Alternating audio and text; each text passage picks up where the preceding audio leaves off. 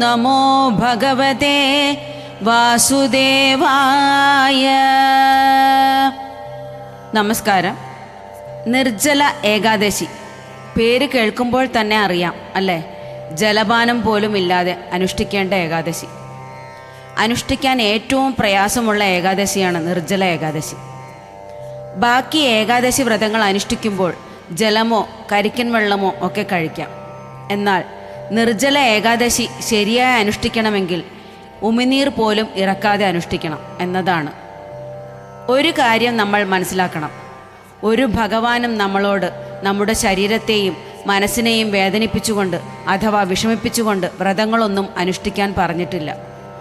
നമുക്ക് എന്തിനേയും നേരിടാനും സഹിക്കാനും മനസ്സിനും ശരീരത്തിനും ശക്തി ലഭിക്കാൻ വേണ്ടിയുള്ള നല്ല മാർഗങ്ങളാണ് ഏകാദശി പോലുള്ള വ്രതങ്ങൾ.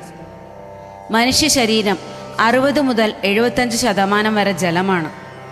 ഏകാദശി, അമാവാസി, പൗർണമി തുടങ്ങിയ ദിവസങ്ങളിൽ ചന്ദ്രൻ്റെ ഗുരുത്വാകർഷണം മൂലം നമ്മുടെ ഭൂമിയിലെ വായുമർദ്ദത്തിന് വ്യത്യാസങ്ങളുണ്ടാകുന്നു. അത് വല്ലാതെ കൂടുകയും കുറയുകയും ഒക്കെ ചെയ്യുന്നു. ഈ വ്യത്യാസം നമുക്ക് കണ്ടറിയാൻ കഴിയുക വേലിയേറ്റം, വേലിയിറക്കം തുടങ്ങിയ പ്രകൃതിയിലുണ്ടാകുന്ന വ്യത്യാസങ്ങളിലൂടെയാണ്. ഈ ഒരു വ്യത്യാസം ജലാംശം കൂടുതലുള്ള നമ്മുടെ ശരീരത്തിലും ഉണ്ടാകും. അതുകൊണ്ട് തന്നെ നമ്മുടെ മാനസിക ശാരീരിക അവസ്ഥയിലും വ്യത്യാസങ്ങളുണ്ടാകും. അമാവാസി, പൗർണമി നാളുകളിൽ തിരമാലകൾ വളരെ ഉയർന്നതും ശക്തിയുള്ളതുമായിരിക്കും. തൊട്ടടുത്ത ദിവസം തന്നെ അത് വളരെ ശാന്തമാവുകയും ചെയ്യും. വായുമർദ്ദം അഥവാ പ്രഷർ കൂടുകയും കുറയുകയും ചെയ്യുന്നതിൻ്റെ ഫലമായിട്ടാണ് ഇങ്ങനെ സംഭവിക്കുന്നത്. ഈ ഒരു മർദ്ദം അഥവാ പ്രഷർ എല്ലാത്തിലും ഒരു സ്ഥിരതയില്ലായ്മ ഉണ്ടാക്കും. നമ്മുടെ പഞ്ചേന്ദ്രിയങ്ങളെയും എല്ലാം നിയന്ത്രിക്കുന്നത് മനസ്സ് അഥവാ ബോധമാണ്. ബോധം നല്ല രീതിയിലായാൽ നമ്മുടെ ചിന്തകളും പ്രവർത്തനങ്ങളും ആരോഗ്യമുള്ളതും നല്ലതുമായിരിക്കും. അതുവഴി ശരീരവും ആരോഗ്യത്തോടെ ഇരിക്കും. നമ്മൾ കഴിക്കുന്ന ഭക്ഷണം ദഹിച്ച് അവയുടെ അംശം നമ്മുടെ ബ്രെയിനിൽ എത്താൻ 3-4 ദിവസം എടുക്കും. ഒരു മാസത്തിൽ ഒരു പൗർണമിയും ഒരു അമാവാസിയുമാണ് ഉണ്ടാവുക. ഇവയോടനുബന്ധിച്ച് ഏകാദശികളും ഉണ്ടാവും. അപ്പോൾ ഒരു മാസത്തിൽ 2 ഏകാദശികൾ ഉണ്ടാവും. നമ്മൾ ഏകാദശി ദിവസം എന്ത് കഴിക്കുന്നുവോ അത് ദഹിച്ച് അവയുടെ അംശം 3-4 ദിവസം കഴിഞ്ഞ് നമ്മുടെ ബ്രെയിനിൽ എത്തുമ്പോൾ അമാവാസിയോ പൗർണമിയോ ആയിട്ടുണ്ടാകും. ആ സമയം നമ്മുടെ ബ്രെയിനിൽ നല്ല അംശങ്ങൾ മിതമായ രീതിയിൽ ഉണ്ടായാൽ വായുവിലുണ്ടാകുന്ന മർദ്ദം നമുക്ക് വലിയ ദോഷങ്ങൾ ഉണ്ടാക്കില്ല. അത് ശാന്തമായിരിക്കും, നന്നായിരിക്കും. അല്ലാത്ത പക്ഷം ശരീരത്തിൽ പെട്ടെന്നുണ്ടാകുന്ന വ്യതിയാനങ്ങൾ നമുക്ക് സ്ട്രോക്ക്, ഹാർട്ട് അറ്റാക്ക് അങ്ങനെ പല ദോഷങ്ങളും ഉണ്ടാക്കും. കഴിക്കുന്ന ഭക്ഷണത്തിൻ്റെ സ്വഭാവം അനുസരിച്ച് നമ്മുടെ ശരീരവും മനസ്സും പ്രതികരിക്കും. ഏകാദശി ദിവസം മറ്റേതൊരു ദിവസത്തേക്കാളും അറ്റ്മോസ്ഫിയറിക് പ്രഷർ അഥവാ മർദ്ദം വളരെ കുറവായിരിക്കും. അപ്പോൾ നമ്മൾ വ്രതമെടുത്താൽ വലിയ ദോഷങ്ങളൊന്നും സംഭവിക്കില്ല. നമ്മുടെ ശരീരത്തിന് അത് താങ്ങാൻ സാധിക്കും. ഉപവാസം എടുക്കുന്നതിലൂടെ നമ്മുടെ ആന്തരിക അവയവങ്ങൾക്ക് നമ്മൾ വിശ്രമം നൽകുകയാണ് ചെയ്യുന്നത്. ദിവസവും ഓവർലോഡ് ജോലി ചെയ്യുന്ന നമ്മുടെ ആന്തരിക അവയവങ്ങൾക്ക് ഒരു വിശ്രമം. അതുവഴി നമ്മുടെ ശരീരം ആകമാനം ശുദ്ധീകരിക്കപ്പെടുന്നു. നമ്മൾ ഭക്ഷണം കഴിക്കുമ്പോൾ നമ്മുടെ തലയിലേക്കുള്ള രക്തയോട്ടം കുറയും. അപ്പോൾ നമുക്ക് ഉറക്കം വരും. നമ്മുടെ ചിന്തകളും പ്രവൃത്തികളും മന്ദീഭവിക്കും. ഉപവാസം എടുക്കുന്നതിലൂടെ രക്തയോട്ടം വർദ്ധിക്കുകയും ശരീരത്തിൻ്റെയും മനസ്സിൻ്റെയും പ്രവർത്തനശേഷി വർദ്ധിക്കുകയും ചെയ്യുന്നു. 2 ആഴ്ച കൂടുമ്പോൾ അനുഷ്ഠിക്കുന്ന ഏകാദശി വ്രതം നമ്മുടെ ശരീരത്തിലെ അമിതമായ കൊളസ്ട്രോൾ, പ്രഷർ എന്നിവയെ കുറയ്ക്കുകയും ആരോഗ്യം മെച്ചപ്പെടുത്തുകയും ചെയ്യും. കൂടാതെ ദേഷ്യം, ടെൻഷൻസ്, സ്ട്രെസ്, ആങ്സൈറ്റി തുടങ്ങിയവയും അമിതമായ കാമവികാരങ്ങൾ എന്നിവയെല്ലാം ഇല്ലാതാക്കുന്നു. നമ്മുടെ പൂർവികരും ഗുരുക്കന്മാരും എത്രമാത്രം ചിന്താശക്തിയും ബുദ്ധിയും ഉള്ളവരാണെന്ന് ഇതിലൂടെ നമുക്ക് മനസ്സിലാക്കാം.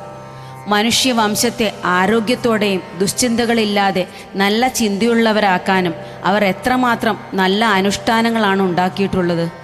അതനുസരിച്ചാണ് നമ്മൾ മനുഷ്യർ ജീവിച്ചതെങ്കിൽ ഇന്നു കാണുന്ന ഈ ചതിയും ക്രൂരതകളും ആപത്തുകളും ആരോഗ്യ പ്രശ്നങ്ങളും ഒന്നും ഉണ്ടാവില്ലായിരുന്നു.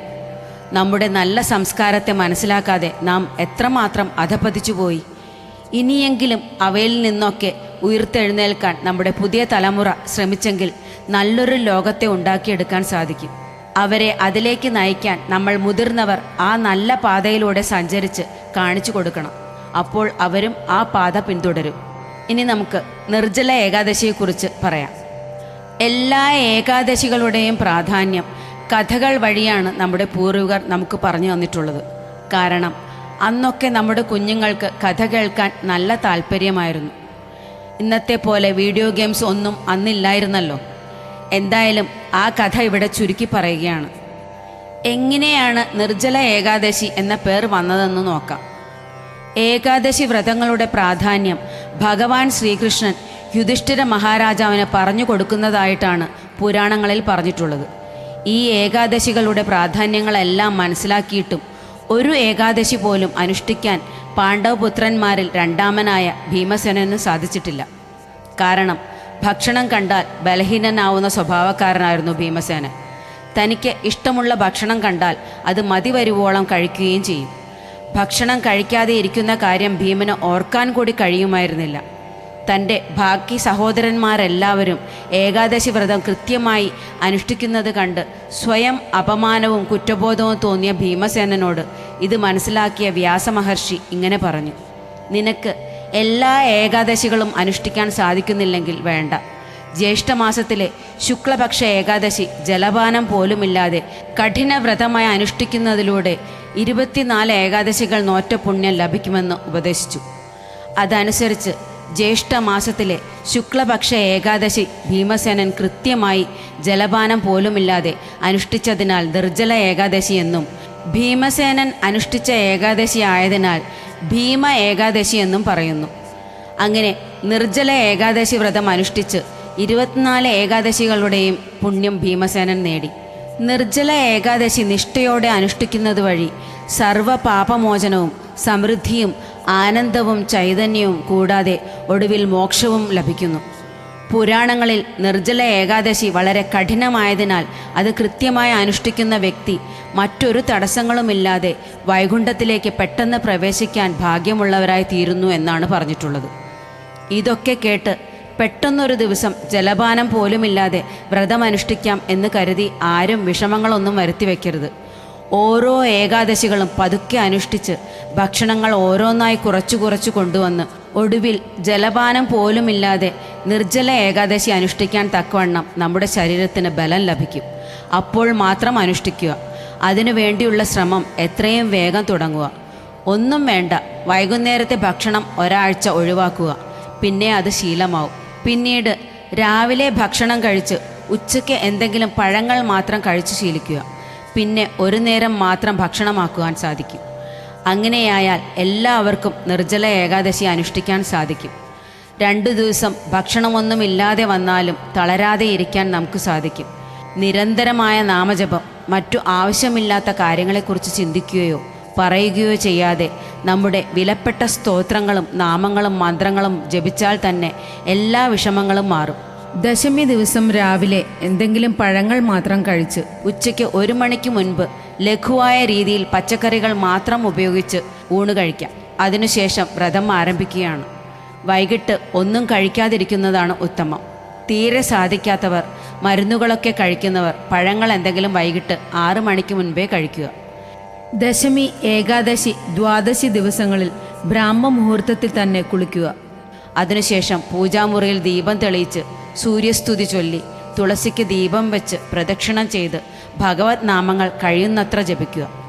മറ്റു ജോലികൾ ചെയ്യുമ്പോഴും ഭഗവത് നാമങ്ങൾ ചൊല്ലിക്കൊണ്ട് ചെയ്യുക. അതിലേറെ പുണ്യം മറ്റൊന്നില്ല. വിഷ്ണു സഹസ്രനാമം, നാരായണീയം, ഭാഗവതം, ശ്രീകൃഷ്ണ സ്തോത്രങ്ങൾ എന്നിവയെല്ലാം ചൊല്ലാവുന്നതാണ്. ഏകാദശി തിഥിയുടെ അവസാനത്തെ 15 നാഴിക എന്ന 6 മണിക്കൂറും ദ്വാദശി തിഥിയുടെ ആദ്യത്തെ 15 നാഴികയാവുന്ന 6 മണിക്കൂറും ചേർന്നുള്ള 12 മണിക്കൂറാണ് ഹരിവാസര സമയം. ആ സമയം അഖണ്ഡ നാമജപം ചെയ്യുന്നത് 100 കോടി പുണ്യമാണ്.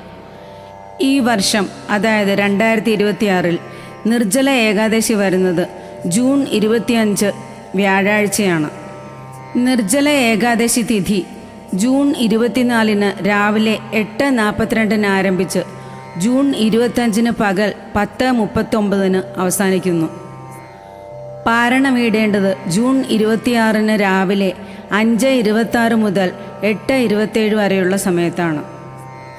ഹരിവാസരം വരുന്നത് ജൂൺ 25-ന് പകൽ, അതായത് ഉച്ചയ്ക്ക് 1:30 മുതൽ ജൂൺ 26 ഉദയാൽ പരം 2:43 വരെയാണ്. ഞാൻ മുമ്പ് പറഞ്ഞതുപോലെ ഒരു ഈശ്വരനും നമ്മുടെ ശരീരത്തെ വിഷമിപ്പിച്ചുകൊണ്ട് വ്രതമെടുക്കാൻ പറഞ്ഞിട്ടില്ല. അതുകൊണ്ട് അവരവരുടെ ആരോഗ്യസ്ഥിതി അനുസരിച്ച് ഭക്ഷണം ക്രമീകരിച്ച് വേണം വ്രതമെടുക്കാൻ. എല്ലാവരും ഏകാദശി വ്രതം നോറ്റ് നാമങ്ങൾ ചൊല്ലി ആരോഗ്യത്തോടെയും ഐശ്വര്യത്തോടും കൂടിയിരിക്കാൻ ഭഗവാൻ അനുഗ്രഹിക്കട്ടെ. നാരായണീയത്തിൽ രാമായണ കഥ വിവരിച്ചിട്ടുള്ള 34-35 ദശകങ്ങളാണ് നിർജ്ജല ഏകാദശി വ്രതത്തോടനുബന്ധിച്ച് പാരായണം ചെയ്യേണ്ടത്. അത് ഉടൻ തന്നെ നിങ്ങളുമായി പങ്കുവയ്ക്കുന്നതാണ്. എല്ലാവർക്കും എല്ലാ നന്മകളും ഉണ്ടാവാനായി പ്രാർത്ഥിക്കുന്നു. ഓം നമോ ഭഗവതേ വാസുദേവായ.